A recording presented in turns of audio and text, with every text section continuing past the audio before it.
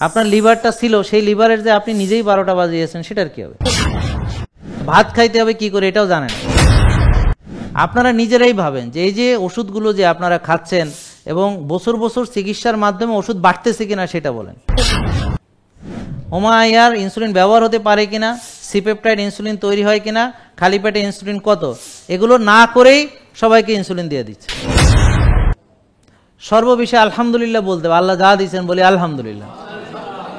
আমরা ঢাকা শহরে একটা তিল পরিমাণ জায়গা রাখতেছি না, গাছ কেটে সব ভরাট করে, মাঠ ভরাট করে, সব কিছু ভরাট করে শুধু গায়ে গায়ে বিল্ডিং করতেছে। এখন আমরা কিভাবে ভালো থাকবো? তো তাইলে হোমাইয়ার দেখতে হবে, আর টিজিএইচডিএল এই যে খাবার তালিকা দেওয়ার জন্য আপনার যার টিজি বেশি থাকবে তাকে আমি ফল অ্যালাউ করবো না। আল্লাহ যা দিয়েছে সেটা শুকর আদায় করতেছে না, বরং না শুকরই করছে। আসসালামু আলাইকুম, কেমন আছেন সবাই? আপনারা যারা ডায়াবেটিস রোগী আছেন একটু হাত তোলেন, কে কে আছেন? হ্যাঁ, তো আপনারা ডায়াবেটিস রোগী, ওকে। এখন আসেন, এই যে আপনারা সকালবেলায় যদি এরকম 3টা ছোট পাতলা রুটি খান এবং 15 গ্রাম ডাল খান বা কুসুম ছাড়া ডিম খান এবং সাথে সবজি খান, তারপরে 2 ঘন্টা পরে মাপবেন যে আপনার সুগার বাড়ে কিনা, বাড়বে কিনা, বাড়বে। তো এটা আপনাদেরকে ডাক্তাররা বারবার করে বোঝাচ্ছে যে দেখেন খাওয়ার পর ডায়াবেটিস বেড়ে যায়, খাওয়ার পর বেড়ে যায়, খাওয়ার পর বেড়ে যায়। আপনারাও এটাকে এখন ইউনিভার্সাল ট্রুথ বা ধ্রুব সত্য মনে করছেন যে আসলে খাওয়ার পর ডায়াবেটিস বেড়ে যাবে, এটাই স্বাভাবিক। কিন্তু এই আপনি দেখেন যদি এইভাবে একটা ব্রেকফাস্ট করেন যে 2টো দেশি ডিম বা 4টার দেশি ডিম এবং সাথে ঘি বা নারকেলের তেল, খাঁটি যেটা, ওই ভেজাল ঘি বা ভেজাল কোকোনাট অয়েল হবে না। এই যে কোকোনাট অয়েল বলতে আমি বোঝাচ্ছি এই যে এটা হলো এই যে centrifugal extraction, USD organic certified, হ্যাঁ, cold pressed certified organic extra virgin যে তেলটা, এটা আর খাঁটি দেশি ঘি তো দিলেন, দিয়ে সালাদ দিয়ে সবজি দিয়ে এই ব্রেকফাস্টটা করবেন। এবং সবজিতে সয়াবিন তেল ব্যবহার করা যাবে না, ওখানে অলিভ অয়েল। বিজ্ঞানীরা গবেষণা করেছেন এই অটোফেজি নিয়ে। 2016 সালে জাপানি বিজ্ঞানী ইউশিনারি ওসুমি, উনি নোবেল প্রাইজ পেয়েছেন, হ্যাঁ, অক্টোবরের 3 তারিখ 2016 সালে অটোফেজি আবিষ্কার করার মাধ্যমে। এই অটোফেজি নানান উপকারিতা আছে, এটা সেলুলার ডিটক্সিফিকেশনের জন্যে, তারপর রিসাইকেল, একটা ধরেন প্রোটিন, সেই প্রোটিনটা ডিফেক্টিভ প্রোটিন শরীরের ভিতরে রয়ে গেছে, সেটাকে আপনি দীর্ঘক্ষণ না খেয়ে থাকলে তখন বডি তখন খাবার পাচ্ছে না বাইরে থেকে, সে তখন ভাববে যে তাহলে আমার ব্যবহারযোগ্য কি কি আছে, তা অব্যবহৃত একটা জিনিসকে সে আবার রিসাইকেল করে ব্যবহারযোগ্য করে। যেমন আমাদের এখন রিসাইকেল এনার্জির কথা অনেক বলা হচ্ছে, এবং বলা হচ্ছে যে এই যে কোনো একটা রিইউজেবল জিনিসকে তৈরি করার জন্য। তারপর যেমন ধরেন আপনার এই যে আইফোন এখন কাগজের প্যাকেটে আসে, হ্যাঁ, তা এখন কেন কাগজের প্যাকেটে আসে? তা ওরা তো এই যে ফোন ইন্ডাস্ট্রি, এই যে আপনার বিভিন্ন ওয়াইফাই নেটওয়ার্ক, এগুলো আপনাদের সাড়ে সর্বনাশ তো করতেছে, চোখের 12টা বাজানো থেকে শুরু করে ব্রেন 12টা বাজানো। তো এই জন্য তারা একটা দিক থেকে একটু নিজেদেরকে সান্ত্বনা দেওয়ার জন্য তারা কাগজের তারা পরিবেশ সচেতন হয়েছে।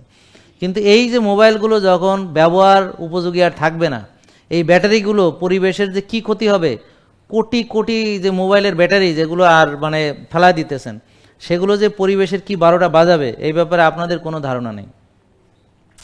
আর এই যে মোবাইল যেগুলো আপনি ব্যবহার করতেছেন না, এগুলো কত লোক, এই যে আপনি আপনার জীবনে কয়টা মোবাইল ব্যবহার করেছেন, তাহলে আগেরগুলা কই?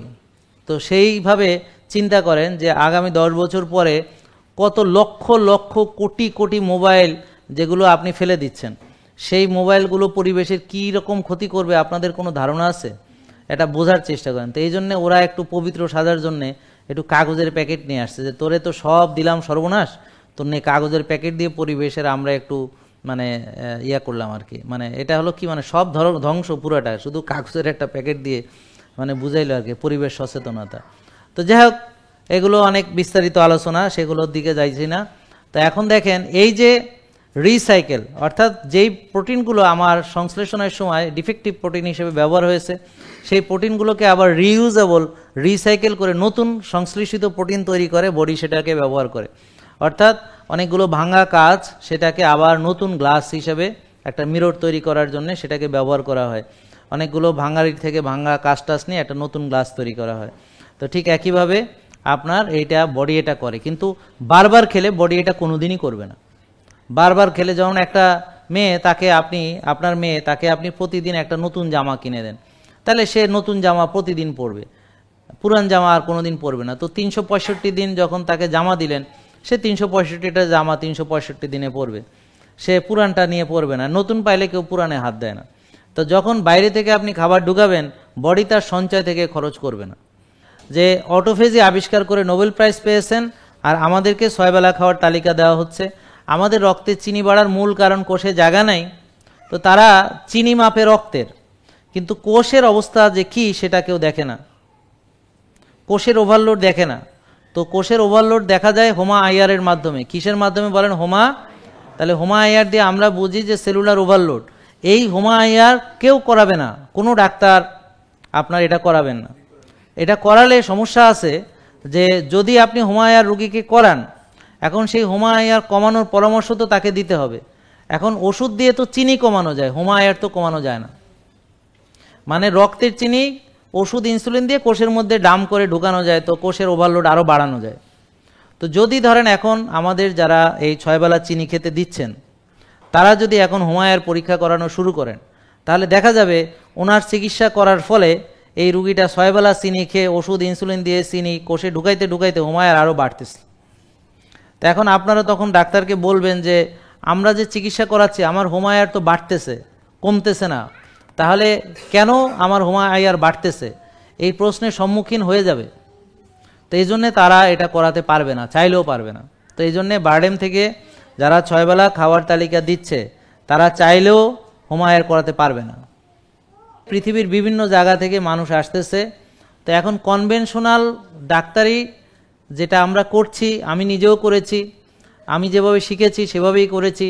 এখন করতে করতে যখন দেখলাম ডায়াবেটিস রোগী ভালো হচ্ছে না, তো এই যে হোমা আইআর পরীক্ষাটা তো আমাদের কোনো মেডিকেল কলেজে শেখায়নি, বারডেম থেকে শেখায়নি, এবং আমি ইংল্যান্ড থেকে যে ডিপ্লোমা মডিউল কোর্স করেছি সেখানেও আমাদের হোমা আইআর শেখানো হয়নি। তাহলে এখন হোমা আইআর জিনিসটা আছে কিনা আপনারা ইন্টারনেটে খোঁজ নেন, ইনসুলিন রেজিস্ট্যান্সের ব্যাপারে আপনারা নেটে ঘাটাঘাটি করেন, করে দেখেন যে ইনসুলিন রেজিস্ট্যান্স এটা আসলে সত্য কিনা, আর হোমা আইআর পরীক্ষার মাধ্যমে ইনসুলিন রেজিস্ট্যান্স বোঝা যায় কিনা, এবং এটা স্বাভাবিক মাত্রা 1 কিনা, বা 0.5 থেকে 1.5 একটা রেঞ্জ আছে। তাহলে এই 3টা তথ্য আপনারা যাচাই করে নেন, তা এখন দেখবেন যে কথা ঠিক আছে। তাহলে এখন এই জিনিসটা এত গুরুত্বপূর্ণ, যেমন একটা রোগকে ইনসুলিন, যেমন ওনাকে যে 2300 টাকার ইনসুলিন দেওয়া হলো, তাহলে এই 2300 টাকার ইনসুলিন কারো কারো ক্ষেত্রে 5000 টাকা লাগে, 6000 টাকা লাগে, এমনকি 12,000 টাকা মাসে লাগে।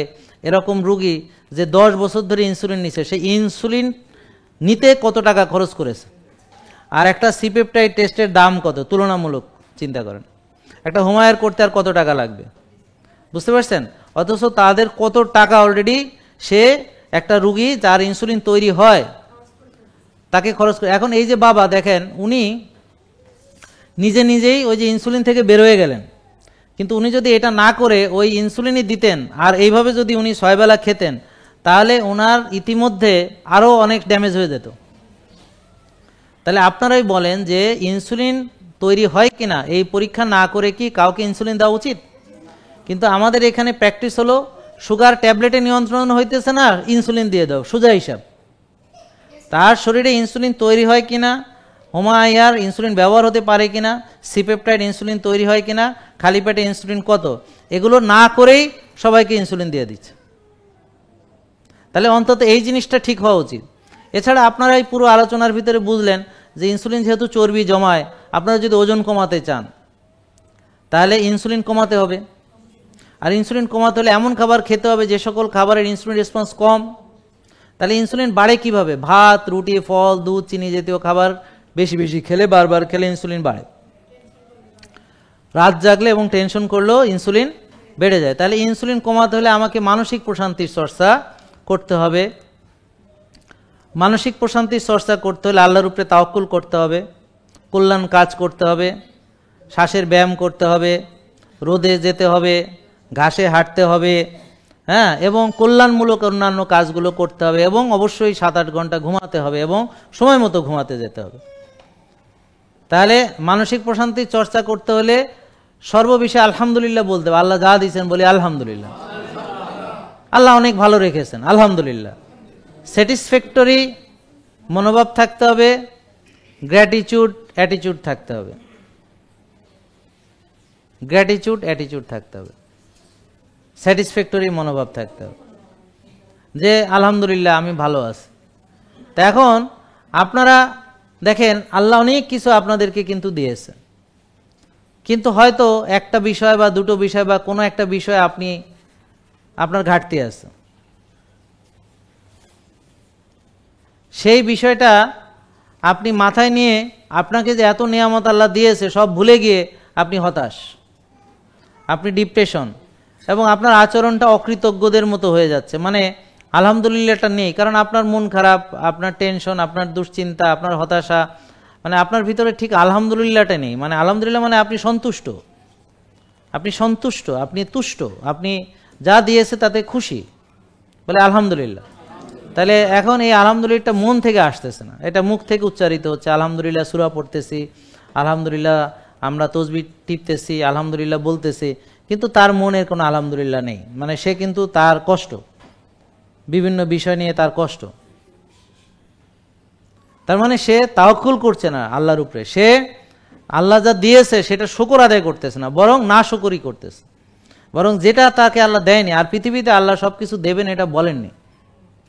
এই পৃথিবীতে আল্লাহ সুখ, শান্তি এবং দুঃখ, কষ্ট, বিভিন্ন চ্যালেঞ্জ, সম্পদের ক্ষয়ক্ষতি, বাচ্চাদের এবং পরিবারের বিভিন্ন রকম প্রবলেম, অর্থাৎ পুরো পৃথিবীটা, যেমন রাসূল সাল্লাল্লাহু আলাইহি ওয়াসাল্লাম হচ্ছে আল্লাহর সবচেয়ে প্রিয়, মানুষের ভিতরে সেরা শ্রেষ্ঠ মানুষ, নবীদের ভিতরে যার মর্যাদা সবচেয়ে বেশি, এবং যিনি কিয়ামতের ময়দানে একমাত্র উনি আল্লাহর কাছে আমাদের হয়ে সুপারিশ করার সেই যোগ্যতা আল্লাহ তাকে দিবেন, এবং সেই অধিকার একমাত্র ওনারই আছে।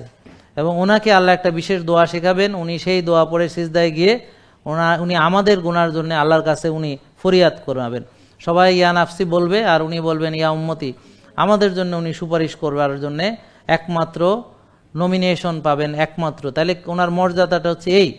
তাহলে পৃথিবী যদি সুখ শান্তির জায়গা হতো, তাহলে তো আল্লাহ তাআলা ওকে পৃথিবীর মধ্যে জান্নাত বানায় রাখতেন, ফেরেশতা পাঠাইতেন, বিরাট সোনার সিংহাসন থাকতো, বড় বড় ফেরেশতারা আইসা সোনার সিংহাসন কাঁধে নিয়া ওনারা রাজা বাদশার মতো রাখতো, বুঝতে পারছেন? আর বলতে এই তোমাদের নবী মেনে নাও, আপনারা মানা ছাড়া উপায় ছিল না, না মানলে কতল করে দিত। তো এটা তো করেননি, বরং ওনাকে নিয়ে এখনও অনেকে ট্রল করে, এখনও কার্টুন বানায়। আর তখন তো ওনাকে নিয়ে অনেক কষ্ট দিয়েছে, কাফেররা দিয়েছে, বিধর্মীরা দিয়েছে, আহলে কিতাবরা দিয়েছে, মুসলমানরা, তো আমরা তো দিয়েছি, আবার মুনাফিকরা দিয়েছে। এক একজনের কষ্ট এক এক রকম। যেমন রাসূল সাল্লাল্লাহু আলাইহি ওয়াসাল্লাম কষ্ট পেতেন, উনি দেখতেছেন চোখের সামনে দিয়ে সবাই জাহান্নামের দিকে ধাবিত হচ্ছে। উনি একবার কষ্ট নিয়ে বললেন যে তোমাদের চলাফেরা দেখে মনে হয় যে কোথাও আগুন জ্বালিয়েছে, পতঙ্গ এসে ওই আগুনের ভিতরে ঝাঁপ দিয়ে আত্মাহুতি দিচ্ছে। আর তোমাদের চলাফেরাগুলো দেখে মনে হয় যে তোমরা জাহান্নামে যাওয়ার জন্য এইভাবে দৌড়াচ্ছ, আর আমি পারতেছি না, মাজায় রশি বেঁধে তোমাদেরকে টেনে রাখি, তোমরা ওখানে ঝাঁপিয়ে পড়ো। এটা ওনার কষ্ট ছিল। মানে আমরা কষ্ট দিতাম এইভাবে, কাফেররা কষ্ট দিত আরেকভাবে, তাকে মেরে ফেলতে চাইতো, তার মাথায় বুড়ি চাপায় দেওয়া হইতো, পথে কাটা বিছানো হইতো, তারপরে তাকে শহীদ করার চেষ্টা করা হয়েছে, তার দন্ত মোবারক শহীদ হয়েছে, তাকে হত্যার পরিকল্পনা করা হয়েছে, বিষ প্রয়োগ করা হয়েছে, বিভিন্ন রকম ষড়যন্ত্র তারা করেছে। আহলি কিতাবরা দিয়েছে আরেক ধরনের কষ্ট, হ্যাঁ, মুনাফিকরা দিয়েছে আরেক ধরনের কষ্ট। তাইলে এই পৃথিবীতে উনি পেয়েছেন অনেক কষ্ট, এমনকি পরিবার থেকে কষ্ট পেয়েছেন। একবার উনি কাবার ওখানে বসে আছেন এবং আল্লাহ কোরআনে আয়াত নাজিল করেছেন যে প্রয়োজনে তোমাদেরকে ওনাকে আরো উত্তম স্ত্রী দান করব, প্রয়োজনে সব আগের যা আছে বাদ দিয়ে আবার আরো উত্তম স্ত্রী দেওয়া হবে। তো তার মানে তাকে পরিবার থেকেও কষ্ট পেতে হয়েছে। তাহলে সব আত্মীয় স্বজন, তার আপন আত্মীয়, তার আপন রক্ত তার সাথে বেইমানি করেছে, আপন রক্তই তাকে মানে গ্রহণ করতে চায়নি। হ্যাঁ, এবং এই যে এমনকি ওনার আপন চাচা যিনি ইসলামের জন্য এত কিছু করেন, তিনিও ঈমান আনেন। ওনার কষ্ট সেটাও যে উনি ঈমান আনলেন না, উনি জাহান্নাম হবেন, উনি দেখবেন কিভাবে। তো এরকম নানাবিধ কষ্ট তিনি পেয়েছেন, এবং নবুয়ত প্রাপ্তির পর থেকে একটা দিনের জন্য বোধহয় ওনার শান্তি ছিল না। তো সেই পৃথিবীতে আপনি কেডা, হু আর ইউ, শান্তি খুঁজে বেড়াইতেছেন, দুষ্টামি করেন, হ্যাঁ, আপনি কেডা, হু আর ইউ, যে আপনি চাইতেছেন এটা চির শান্তির জায়গা, আপনাকে মজা লুটতে আসবেন, মজা পাইবেন খালি। হ্যাঁ, তো এটা সবাইকে আমাদের একটা প্রসেসের ভিতর দিয়ে একটা চড়াই উতরাই থাকবে, কিছু আনন্দ থাকবে, অনেক বেদনা থাকবে, কিছু সুখ থাকবে, অনেক অশান্তি থাকবে, কিছু সাকসেস থাকবে, তার ভিতরে আবার অনেক বেদনা থাকবে। যেমন একজন ধরেন সে অস্ট্রেলিয়ার সিটিজেনশিপ পাইছে, কিন্তু আবার কাঁদতেছে, আমার বাপ মা যদি দেখে যাইতে পারতো, বাপ মা দেখতে পারলো না, তো সে আবার কাঁদতেছে। তার মানে দেখেন তার আনন্দের ভিতরে আর একটা কষ্ট লুকায়িত আছে। তো ঠিক এইভাবে দেখবেন যে আপনারা হয়তো কেউ সাকসেস হয়েছেন, কিন্তু এটার জন্য যে স্যাক্রিফাইস করেছেন সেখানে অনেক, মনে করেন যে দেখা যায় যে প্রিয়জনকে আপনি হারিয়ে বসে রয়েছেন। কেউ ব্যবসায় এত মনোযোগী যে ফ্যামিলির দিকে তাকানোর সময় নেই, তো ব্যবসায় বিরাট সাকসেস হয়ে পরে দেখে যে আর ও আসলে একা, কেউ নেই।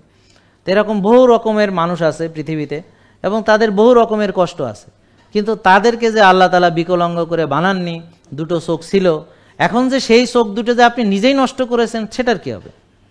আপনার লিভারটা ছিল, সেই লিভারের যে আপনি নিজেই 12টা বাজিয়েছেন সেটার কি হবে? হ্যাঁ, আর আপনার তো জন্মের পরে আইবিএস হয় নাই। তার মানে এই যে আপনার যে চলাফেরার ভিতরে টেনশন, তারপরে এই যে সয়াবিন তেল খাওয়া, প্রসেস ফুড খাওয়া, রাত জাগা, আরও বিভিন্ন রকম স্ট্রেস, অনেক কিছু, সব কিছুর একটা মিলিত ফল হচ্ছে একটা রোগ। তা একটা ডায়াবেটিস তো দেখেন একটা কৃষকের নাই কেন, আর এখন আমাদের কেন আছে এটা ভাবেন। একটা পাহাড়ের যারা থাকে, যারা লিমিটেড খাবার খায় এবং যারা পাহাড়ে চলাফেরা করে এবং তাড়াতাড়ি ঘুমায় যায়, ভোরে উঠে কাজে নেমে পড়ে, এরকম বহুত পাহাড়ি লোক আমার সঙ্গে পরিচিত, আমি দেখেছি। এখানে 85 বছরের একটা লোক, কোনো ডিজিজ নাই। 77 বছরের একজন লোক, তার কোনো ডিজিজ নাই।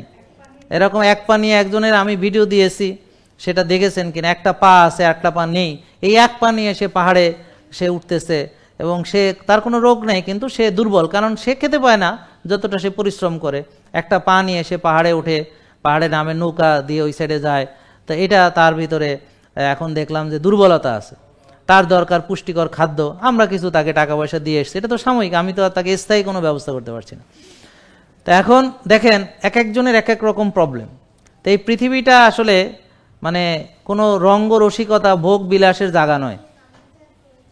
আর যদি আপনি এই পৃথিবীতে কিছু কষ্ট করেন, অর্থাৎ কিছু নিয়ম কানুন মেনে যদি সুস্থ থাকেন এবং কোরআন হাদিসে যেই নিয়মগুলো আল্লাহ বলেছে সেটা ডিসিপ্লিনের ভিতর যদি আপনি চলাফেরা করেন, তাহলে আশা করা যায় আপনি মৃত্যুর পরে অনন্তকাল আপনি ভালো থাকবেন। তাহলে ওখানে আপনার কোনো কষ্ট নেই, ওখানে হলো আনন্দ। আর যারা ওখানে কষ্টে থাকবে ওদের কষ্টের আবার কোনো শেষও নাই, কারণ পোড়ানোর পরে শেষ হয়ে যাবে না, আবার পোড়ানো হবে, তারপরে আবার নতুন করে বড় বড় মোটা চামড়া বানানো হবে, সেখানে আবার তাকে পোড়ানো হবে, আবার পোড়ানো হবে, এইভাবে তাকে রিপিটেডলি বারবার তাকে পোড়ানো হবে এবং এটা তার যে কষ্টের তীব্রতা এটা বাড়ানো হবে এবং অনন্তকাল এটা চলতে থাকবে, এটা কমে যাবে না। আল্লাহ বলেছেন তুমি ধৈর্য ধরো কি না ধরো, পৃথিবীর কষ্ট তো শেষ হবে। আপনি অনেক ক্যান্সারে কষ্ট পাচ্ছেন, তো একসময় মরে যাবেন, মরার পর মুক্তি ঘটবে, কিন্তু ওখানে আপনি মারা যাবেন না, ওখানে মৃত্যু ঘটবে না। তো জাহান্নামবাসীদের কষ্ট শুধু বাড়বে এবং সেটা চলতে থাকবে, এটার কোনো শেষ হবে না, এটা অনন্তকালই চলতে থাকবে।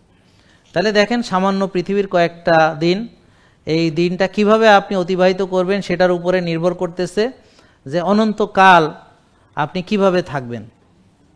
তো এখন আপনাদের চলাফেরা এমন যেখানে কোরআন হাদিসের কোনো ছিটে ফোঁটা আমরা পাই না। যেমন আল্লাহ বলেছে যে সময় ঘুমাইতে বলছে সে সময় আপনি জেগে থাকেন, সেখানে আপনি কোরআনের আয়াতকে অস্বীকার করতেছেন। এক ভাগ খাওয়ার কথা বলেছেন, আপনি অতিরিক্ত খাদ্য গ্রহণের মাধ্যমে আপনি কোরআন হাদিসকে অস্বীকার করতেছেন। যেখানে ক্ষুধা লাগলে খাওয়ার কথা বলা হয়েছে সেখানে আপনি 6 বেলা খেয়েই যাচ্ছেন, ক্ষুধার জন্য অপেক্ষা করছেন না, সেটা আপনি আরেকটা অস্বীকার করেছেন। এবং হালালাং তৈয়েবান, তো তৈয়েবার অর্থ অনেকে বুঝে না। হালাল মানে বুঝে যে আমি হারাম খাবার খাবো না, আমাদের জন্য কি কি হারাম করা হয়েছে স্পষ্ট বলা হয়েছে, কিন্তু তৈয়েবার ব্যাপারে ব্যাখ্যাগুলো এক একজন এক একভাবে দিয়েছেন। কেউ কেউ মনে করেন পিওর খাঁটি, কেউ মনে করেন তাজা, কেউ মনে করেন কল্যাণ খাবার, কেউ মনে করেন অর্গানিক খাবার, বা কেউ মনে করেন রিয়েল ফুড যেটা। অর্থাৎ এগুলো সবগুলো অর্থই আমরা যদি সঠিক মনে করি তাহলে তৈয়েবা মানে হলো এমন খাবার যেই খাবারটা তার জন্য কল্যাণকর, যেটা তাজা, যেটা পিওর, যেটা আল্লাহর দেওয়া প্রকৃত। বিকৃত খাবার কল্যাণকর হতেই পারে না। যেখানে স্পষ্ট বলা হয়েছে যে মান্না সালোয়া, এটাকে বলা হয়েছে উত্তম পৃথিবীর যে কোনো অর্গানিক খাবারের তুলনায়। কারণ তখন যে মানুষ দাবি করেছিল যে শস্য, তারপর পেঁয়াজ, রসুন, শশা ইত্যাদি মুসা আলাইহিস সালামের কাছে দাবি করেছিল যে আমরা আর মান্না সালোয়াতে আমরা আর এখন ধৈর্য রাখতে পারতেছি না, সারাদিন মান্না সালোয়া খাইয়ে আর পারতেছি না, এটা আমাদের আর সহ্য, আমরা এখন বিরক্ত। তো তখন বলা হয়েছিল তাদেরকে যে তোমরা একটা উৎকৃষ্ট জিনিসের বিনিময়ে একটা নিকৃষ্ট জিনিস দাবি করতেছো। তাহলে এখানে নিকৃষ্ট বলা হয়েছে সেই সকল খাবারকে যেই সকল খাবার হলো অর্গানিক। তাহলে সে মানে সেই অর্গানিকের তুলনায় এই প্রসেসড ফুড সেটা তাহলে কি হবে? আরও নিকৃষ্ট। আর যে ড্রাগস মানে মানে কেমিক্যাল সেটা হলো বিষ, পয়জন। তো অনেকে আবার এটা নিয়ে আমি পয়জন বলেছি বলে অনেক ডাক্তাররা আমার বিরুদ্ধে অনেক দেখলাম মানে ইয়ে করছে, যে তারা একটা আন্দোলন করার চেষ্টা করতেছে আর কি, যে আমি কেন ড্রাগস পয়জন বলেছি। তো ড্রাগস পয়জন না, আপনারা সেটা প্রমাণ করলেই হয়ে যায় যে ড্রাগস হলো পবিত্র, বছর বছর খাইলে কোনো অসুবিধা হবে না, আরও সুবিধা হবে, এটা কোনো সাইড এফেক্ট নাই। তা আপনারা প্রমাণ করলেই তো ঝামেলা শেষ। আমার সাথে কি?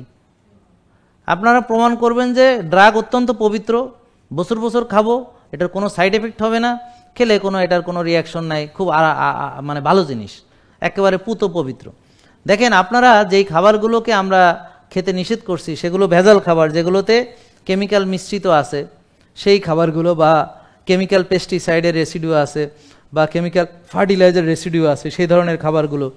তো সেখানে আপনি ভাতের সাথে কিছু কেমিক্যাল পাচ্ছেন, রুটির সাথে কিছু কেমিক্যাল, সবজির সাথে কিছু কেমিক্যাল পাচ্ছেন। তাহলে ওই মাইনিউট অ্যামাউন্টসের কেমিক্যালই আপনি শরীরে ঢুকাতে চাচ্ছেন না। এমনকি যারা এই বিষয়ে আরও অগ্রগামী, তারা এমনকি কেমিক্যাল পেস্ট ব্যবহার করে না, কেমিক্যাল সাবাল ব্যবহার করে না, কেমিক্যাল শ্যাম্পু ব্যবহার করে না, মাটির হাঁড়ি পাতিল অথবা কাঁসার যেগুলো কেমিক্যাল রিয়াকশনে আসে না, তারা এমনকি ওইভাবে তারা মানে পুরো কেমিক্যাল ফ্রি চলাফেরার চেষ্টা করে। সেখানে আপনি পিওর কেমিক্যাল 500 মিলিগ্রাম মেটফরমিন 2 বেলা খাচ্ছেন, সেটা কেমন ক্ষতি এবার বোঝেন। তাহলে সেখানে প্যারাসিটামল 500 মিলিগ্রাম খাচ্ছেন 2টা করে 3 বেলা, সেটার ক্ষতি চিন্তা করেন। সেখানে যে পিওর কেমিক্যাল, যেটা কেমিক্যাল না হলেই বরং ভেজাল, সেই পিওর কেমিক্যাল যে খাচ্ছেন সেটার ব্যাপারে আপনাদের শঙ্কা কাজ করে না কেন? আর সবাই বলেছে এটার পার্শ্ব প্রতিক্রিয়া তো আছে, এবং ডাক্তারদের জিজ্ঞেস করলে বলে ক্রিয়া আছে মানে প্রতিক্রিয়াও আছে। তাহলে এই প্রতিক্রিয়াটা কি কি, এইটা তারা কোনোদিন সুন্দর করে বুঝায় বলে না। এবং ডায়াবেটিস রোগী একটা দুটো ওষুধ থেকে পরে যখন খেতে খেতে যখন চোখ নষ্ট হয়, লিভার কিডনি নষ্ট হয়, ব্যথার ওষুধ খেতে খেতে যখন লিভার কিডনি ড্যামেজ হয়, তো এই বিষয়গুলো কিন্তু এখন কিছুটা সচেতনতা এসেছে যে অনেকেই ব্যথার ওষুধ খেতে ভয় পান, কারণ ব্যথার ওষুধ খেলে দীর্ঘদিন খেলে যে কিডনি নষ্ট, এটা এখন সাধারণ মানুষের একটা বিশ্বাস। তো তার মানে তারা এখন চাইলে ব্যথার ওষুধ, তারা এইটা শিখেছে। কিন্তু এই যে প্রেশার ওষুধ যে বছর বছর খাইলে সেটার একটা ইম্প্যাক্ট আছে কিনা, এই ব্যাপারে আপনাদের কি ধারণা, যে বছর বছর খেলেও এটা কোনো ক্ষতি করবে না? তাইলে কেন ডায়াবেটিস রোগীকে দীর্ঘদিন চিকিৎসা করার পরে মেটফরমিন বন্ধ করে দেয় যখন লিভারে প্রবলেম পাওয়া যায়? তাহলে এতদিন মেটফরমিন খাওয়াইছে কেন? এরপর আবার কেন লিনাগ্লিপটিন দেওয়া হয় কিডনি রোগীকে, কেন দেওয়া হয়? তার মানে এতদিন তাহলে কিডনি নষ্ট করার ওষুধ খাওয়ানো হয়েছে? এগুলো প্রশ্ন করলে কিন্তু আপনারা এটার কোনো ভালো উত্তর পাবেন না, বরং বলবে এই তোমরা ডাক্তার নাকি, যাও এখান থেকে বেরো, হ্যাঁ যাও, এরকম। বুঝতে পারছেন? তো এখন এই যে আপনারা নিজেরাই ভাবেন যে এই যে ওষুধগুলো যে আপনারা খাচ্ছেন এবং বছর বছর চিকিৎসার মাধ্যমে ওষুধ বাড়তেছে কিনা সেটা বলেন। তাহলে বাড়লে আপনার রোগের কি উন্নতি হচ্ছে? রোগের উন্নতি হচ্ছে, কিন্তু আপনার অবনতি হচ্ছে। ওষুধের উন্নতি হচ্ছে, রোগ বড় হচ্ছে। রোগের উন্নতি মানে ডায়াবেটিস আরও এক ধাপ বাড়তি। আগে এক ওষুধে কাজ হইতো, এখন 2টা ওষুধ লাগে, এখন 3টা ওষুধ লাগে, এখন ইনসুলিন লাগে। রোগের উন্নতি হচ্ছে আর রোগীর অবনতি হচ্ছে। ওষুধের উন্নতি হচ্ছে, অপারেশন হচ্ছে, রোগীর অবনতি হচ্ছে, কাটাছেঁড়াটা হচ্ছে রোগীকে নিয়ে। তাহলে এখন আপনারা কি করবেন? এই কাটাছেঁড়ার ভিতরে যাবেন, এই ওষুধ দীর্ঘদিন খাবেন সেখানে যাবেন, নাকি ওষুধ থেকে বাঁচার চেষ্টা করবেন? তাহলে ওষুধ থেকে বাঁচার চেষ্টা একান্তই আপনাদের নিজেদের, এখন আর সময় নেই। তো এখন ওষুধ থেকে বাঁচার একমাত্র উপায় আপনাদের নিজেদের। আপনারা আপনাদের আর্থিক সঙ্গতি অনুযায়ী এবং আপনাদের সামর্থ্য অনুযায়ী আপনারা নিজেরা যতটুক যে পারেন মানার চেষ্টা করেন। আর এখানে আপনি মানতে না পারলে আমার সাথে আইসা কোনো ইয়া করার দরকার নেই, কারণ আল্লাহর সাথে আপনি কথা বলবেন যে আল্লাহ তুমি আমারে মানার জন্য তৌফিক দান করো, বা আমি যেন মানতে পারি। এখন আমি জাহাঙ্গীর কবির কোনো আল্লাহ খোদাও না, কিচ্ছু না, আমাদের কোনো ক্ষমতা নেই, আমরা সাধারণ মানুষ, অত্যন্ত নিকৃষ্ট। হ্যাঁ, আমাদের কোনো ক্ষমতাই নেই যে আপনার একটা জিনিসকে আমি পরিবর্তন করে দিব।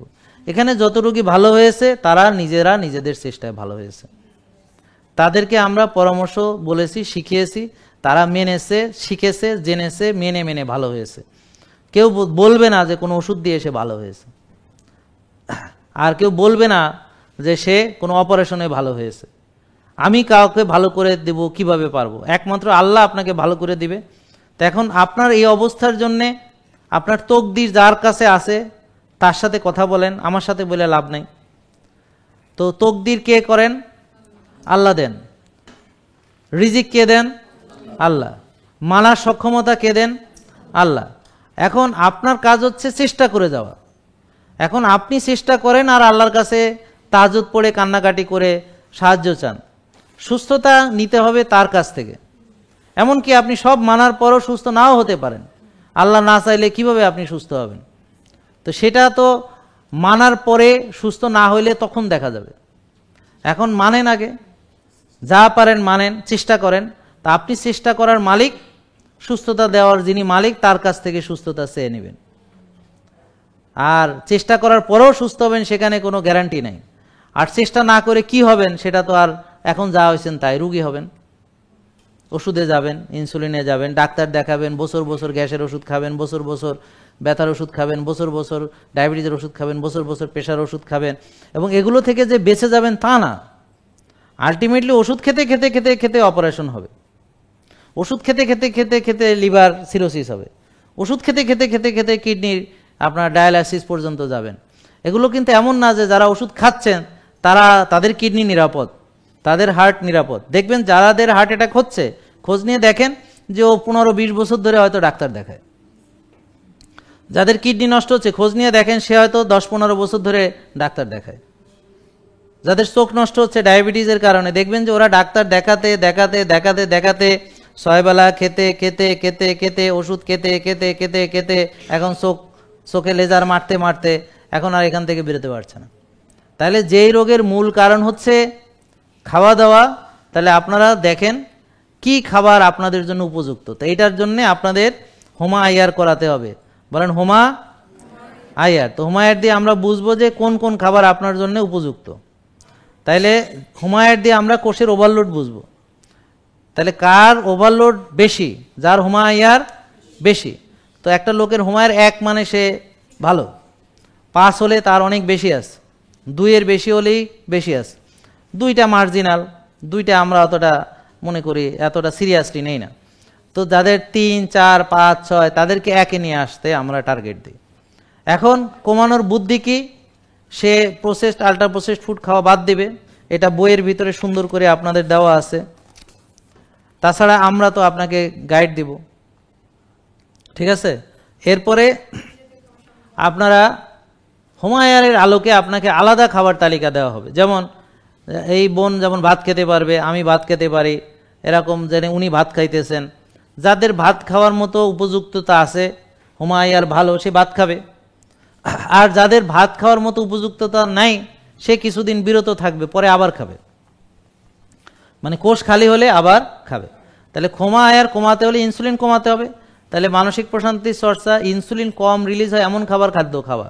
এই জন্যে প্রথম থেকে যে কথাটা বলেছিলাম, যারা শুরু থেকে শুনেছেন, যে ইনসুলিন ইন্ডেক্স না জানিয়ে তার খাদ্য তালিকা করা যাবে না, তার হোমা আইয়ার না জানিয়ে তার খাদ্য তালিকা করা যাবে না। তো এখানে আমাদের এখানে যারা বলেন এই আপনি টেস্টগুলো করালেন কেন? ভাই, আপনি যদি আমাদের পূর্ণাঙ্গ পরামর্শ চান, তার সেখানে পরামর্শগুলো হচ্ছে ডাক্তার তার নিয়মগুলো বলবে, পুষ্টিবিদদের খাবার বুঝাবে, আর জিমের ওরা তাকে জিমের পরামর্শ বা কি কি ব্যায়াম করতে পারবে দিবে। এখন ডাক্তার তার পরামর্শ দেওয়ার জন্যে তার আপনার ভিটামিন ডি জানতে হবে, আপনার হোমা আইয়ার জানতে হবে, সিআরপি বা প্রদাহ কতটা জানতে হবে। এইটার আলোকে আপনার পরামর্শ হবে। এখন যার হোমায়ের 1 তার খাবার তালিকা, আর যার হোমায়ের 6 তার খাবার তালিকা সম্পূর্ণ 2 রকম হবে, আলাদা হবে, একরকম হবে না। আবার যারা মানে ওজন কমিয়ে ফেলেছেন, এখন মাসেল বিল্ডিং করতে হবে, যেমন এদের, যেমন এই 2 জন চিকনা, এদের যেমন মাসেল বিল্ডিং করতে হবে, ওদের খাবার আবার আলাদা হবে। যাদের মাসেল বিল্ডিং খাওয়া দরকার তাদের জন্য খাবার হবে মেইনলি প্রোটিন, সঙ্গে কিছু ভালো হেলদি কার্বস, তার সঙ্গে ভেজিটেবলস, তার সঙ্গে হচ্ছে হেলদি কিছু ফ্যাট। আর তাকে জিম করতে হবে, ওজন নিয়ে ওজন বাড়াতে হবে, সপ্তাহে 4 থেকে 5 দিন খুব ভালো করে ট্রেনিং করতে হবে, 30-40 মিনিট, আর 8 ঘন্টা ঘুমাতে হবে, মানসিক প্রশান্তির চর্চা করতে হবে। আস্তে আস্তে তার মাসেল সুগঠিত হওয়ার মাধ্যমে তার সুন্দর ওজন বাড়বে, সেটা স্বাস্থ্যকর ওজন। আর যারা ওজন কমাবে সে এখন 1 ভাগ খাবে, অল্প খাবে, কিন্তু চিনি জাতীয় কোনো খাবার সে খাইতে পারবে না, আর প্রসেস ফুড তো খাবে না। তাহলে কি খাবে? সবজি, ডিম, সবজি, মাছ, সবজি, মাংস কম খাবে এবং ভালো ফ্যাট কম খাবে। বেশি খেলে তো তার ওজন কমবে না। তারপরে সে বেশি রোজা রাখবে যেন ওই সময় তার ফ্যাটটা বার্ন হয়, এবং খালি পেটে ব্যায়াম করবে। যেমন ও কিন্তু যাদের ওজন বাড়ানো দরকার তারা কিন্তু খাওয়ার 2 ঘন্টা পরেও ব্যায়াম করতে পারবে। যে তার ব্যায়াম করলে দুর্বল লাগে, তাহলে 2-4টা ডিম খাইলেও, খাইয়ে 2 ঘন্টা পরে ব্যায়াম করলো, সেটা সম্ভব। কিন্তু যে মোটা কমাইতে চায় সে কিন্তু ব্যায়াম করবে খালি পেটে, কারণ ওই সময় তার ফ্যাট বার্ন হবে। তাহলে দুটো লোকের পরামর্শ আলাদা হবে। এই আলাদা পরামর্শের জন্য এই রিপোর্টগুলো জরুরি। তাছাড়া তার ফলো আপের জন্য জরুরি যে একটা লোকের হোমায়ার কত ছিল, এখন কত হয়েছে, কমছে কিনা, ভিটামিন ডি কম ছিল তার বাড়ছে কিনা, সেটার জন্য দরকার। এখন ওই যে উনি বললো ওনার সাপ্লিমেন্ট দিয়েও বাড়ে না, তাহলে বুঝতে হবে ওনার ভালো কোলেস্ট্রল নিশ্চয়ই অভাব আছে। তাছাড়া যেভাবে নারকেলের তেল মেখে রোদে যাওয়া সেভাবে হয়তো যাইতে পারে না, বা যে খাবারগুলো থেকে সেটা পাবে সেই খাবার হয়তো সে খাইতে পারে না। তাহলে তাকে এই খাবার যেন খাইতে পারে সেই উপযুক্ত তা আসতে হবে বডিতে, তার লিভার ফাংশন, কিডনি ফাংশন, এবং তার রোদে যাওয়া এবং সাপ্লিমেন্টেশন সব করে তাকে চেষ্টা করে যেতে হবে। ভিটামিন ডি তো তাকে বাড়াইতেই হবে, বাড়াইতে তাকে চেষ্টা সব দিকে করতে হবে, সাপ্লিমেন্টও খেতে হবে, সব করতে হবে। ঠিক আছে? তো এখন অনেকে আসে আমাদের কাছে বলে যে আমি তো আগে এটা করছি, হয় নাই।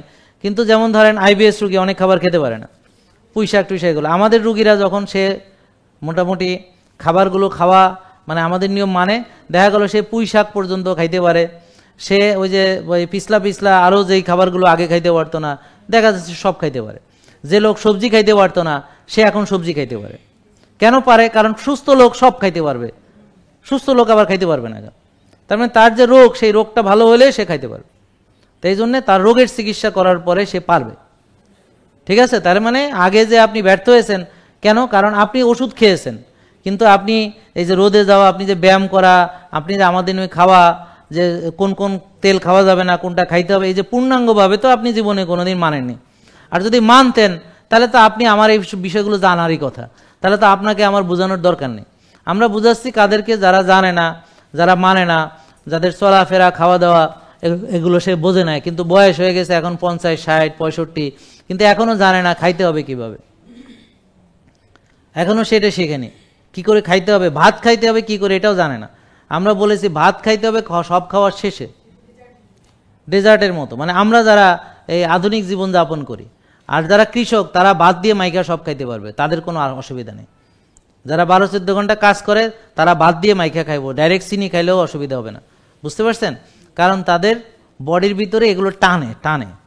আর আমরা তো সারাদিন রুগী দেখি, আপনারা সারাদিন বসে থাকেন, আপনারা যদি এই ভাতটা খান সেটাকে ব্যবহার করতে হবে, জমায়ে রাখলে হবে না। তো এখন চিনি কম ঢুকানোর একটা পলিসি হলো যে আমি ফাইবার খাবো, প্রোটিন খাবো, ফ্যাট খাবো, শেষে একটু ভাত খাবো। তাহলে এই ভাতটা, চিনিটা সরাসরি ব্লাডে আসতে পারবে না, অনেকগুলো বাধা পেরিয়ে আসতে হবে, তাহলে সুগার পিক দেবে না।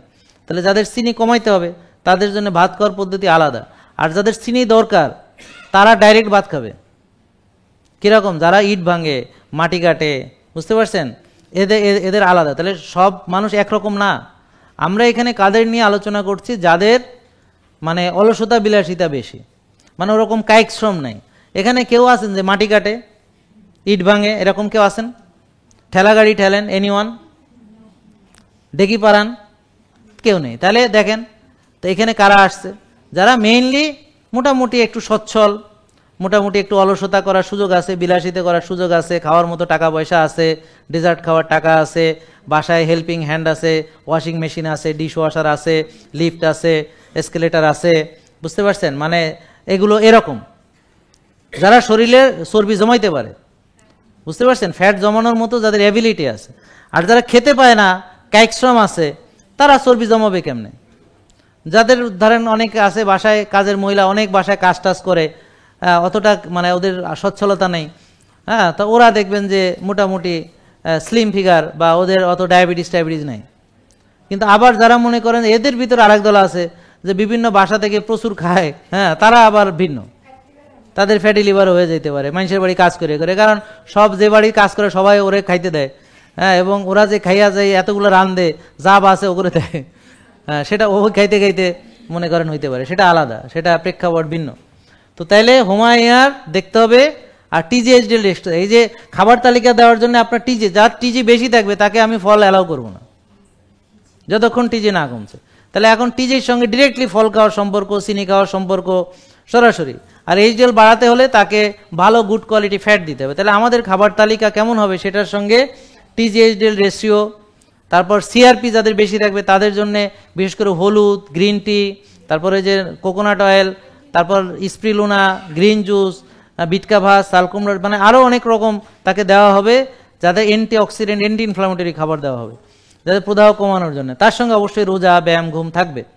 আর ইনসুলিন কমানোর জন্য তো এতক্ষণ বললাম টেনশন কমাতে হবে, তারপরে হচ্ছে তার ইনসুলিন থাকবে 4-5, ব্লাড সুগার কমাতে হলে চিনি খাওয়া বন্ধ করে কিছুদিনের জন্য কোষ খালি করতে হবে, তারপরে ব্যায়াম, রোজা এবং ঘুমের মাধ্যমে আস্তে আস্তে সে এটা থেকে মুক্ত হবে। আর ভিটামিন ডি বাড়ানোর জন্য ওই যে বললাম রোদে যাওয়া, তারপর কোলেস্ট্রল সমৃদ্ধ খাবার খাওয়া, তারপরে অন্যান্য যেই বললাম প্রয়োজনে সাপ্লিমেন্ট নেওয়া, এবং ঘুম এবং ব্যায়াম সব লাগবে। তো এখন সব কিছু যখন একটা লোক সুন্দর করে মানবে, তো একটা লোক ধরেন যদি একটা ডিসিপ্লিনে চলে তার তো একটু উন্নতি হবেই, কিছুদিন পরে আরেকটু উন্নতি হবে, আরেকটু হবে, আরেকটু হবে। তো 6 মাস 1 বছর আগে মানবে, মানার পরে দেখবে সে উন্নতি হচ্ছে কিনা। উন্নতি যদি হয় তাহলে তো সে বুঝলো যে এটাতে আমার উন্নতি হচ্ছে, এবার সে আরও করবে, আরও করবে, আরও ভালোভাবে করবে, আরও ভালোভাবে করবে, আরও সিরিয়াসলি করবে, আরও মনোযোগ দিয়ে করবে, আরও ডেডিকেশন নিয়ে করবে, এইভাবে। তা আপনারা শুরুটা কিভাবে করবেন, যে প্রথমে আগে সবাই বাজে খাবার বাদ দিয়ে দেন, তারপরে এই টেস্টের রিপোর্ট আলাকে যেই খাবার বলে এর বাইরে খাবেন না। তো ক্ষুধা বেশি, এই খাবার একটু বাড়ায় খাইলেন, তাতে কোনো অসুবিধা নেই। তারপর আস্তে আস্তে আপনারা ক্ষুধা কমলে রোজা রাখেন, তারপর আস্তে আস্তে ব্যায়াম করেন, তারপর আস্তে আস্তে ঘুমটা, মানে যার যেটাতে প্রবলেম বেশি সেটা আগে অ্যাড্রেস করার চেষ্টা করেন, আর যার যেটা করতে কষ্ট সেটা পরে করেন। যেমন এখন আপনার চাকরির কারণে ঘুমানো সম্ভব হইতেছে না, ঠিক আছে, আপনি অন্য সব নিয়ম মানেন, তবে ওই যে বললাম ঘুম ছাড়া তো আর আপনার হবে না, পরিপূর্ণ সুস্থতার জন্য তো হবে না। তারপর আপনার ধরেন এখন এই মুহূর্তে জিমে ভর্তি হইতে পারতেছে না, ঠিক আছে, আপনি বাসায় পাটা পুতা আছে, এই যে মানে বোতল মোতল আছে, এর মধ্যে বালু টালু ভইরা, হ্যাঁ, পানির বোতল আছে 1 লিটার, 2 লিটার, 2.5 লিটার, 5 লিটার, হ্যাঁ, তো এগুলোতে আপনি শুরু করেন। তারপর আস্তে আস্তে যখন আপনি গুরুত্ব মনে করবেন তখন দেখবেন যে আপনি পারবেন। তো যে কোনো জিনিস আগে ঘরোয়াভাবে শুরু করেন, ঠিক আছে। তো প্রথমে আপনি বাইরের খাবার বাদ দেন, তারপর ঘরের ভিতর যে যে খারাপ জিনিস আছে, সাদা ভাত, সাদা রুটি, হ্যাঁ, সাদা আটা, সাদা ময়দা, সাদা চিনি, সাদা লবণ, এগুলো আগে আস্তে আস্তে বিদায় করেন, হ্যাঁ, সয়াবিন তেল টেল এগুলো বিদায় করেন। তারপরে আস্তে আস্তে ঘরে ভালো জিনিস ঢুকানোর চেষ্টা করেন। অনেকে আমি তো স্যার বাইরে খাই না, তো ঘরে যা খায় এই বর্ণনা শুনলে তো শেষ। ঘরে খায় সাদা চাল, সাদা রুটি, হ্যাঁ, সয়াবিন তেল, চাষের মাছ, চাষের ডিম, চাষের সবজি, সারাদিন যা খায় ঘরে একটা জিনিসও তার স্বাস্থ্যসম্মত না। তো তাইলে সে ঘরে যে কি খায় সেটা তো আমরা অলরেডি জানি। ফ্রিজ খুললেই তো দেখা যাবে যে তার কি কি আছে ফ্রিজের মধ্যে। ফ্রিজ খুললে একটা ভালো খাবার খুঁজে পাওয়া একেবারে জীবন দিয়ে দিলেও সম্ভব না। সে বলে আমি ঘরে খাই, তাহলে বাকিটা বুঝে নেন, তার ঘরে এই অবস্থা, হ্যাঁ। তো এখন আর ঘরে খেয়ে লাভ হবে কি? তো এই জন্য এখন আপনাদের যদি সুস্থ থাকতে হয় আমূল পরিবর্তন লাগবে, আমূল। এই আমূল পরিবর্তনটা এত সহজ নয়, হ্যাঁ, সবাই মিলে থাকতে হবে। এই আমূল পরিবর্তনের জন্যে পরিবার, সমাজ এবং কৃষি ব্যবস্থা এবং পরিবেশ, এই যে বাতাস, এই যে পানি, এই যে গাছপালা, বৃক্ষ নিধন, এগুলো বন্ধ করতে হবে। বায়ু, আমাদের বাতাস ঢাকা শহরের সারা বিশ্বের মধ্যে চ্যাম্পিয়ন নষ্টর দিক থেকে, দূষণে। তো এই হলো আমরা, তাহলে হবে কেমনে? আমরা ঢাকা শহরে একটা তিল পরিমাণ জায়গা রাখতেছি না, গাছ কেটে সব ভরাট করে, মাঠ ভরাট করে, সব কিছু ভরাট করে শুধু গায়ে গায়ে বিল্ডিং করতেছে।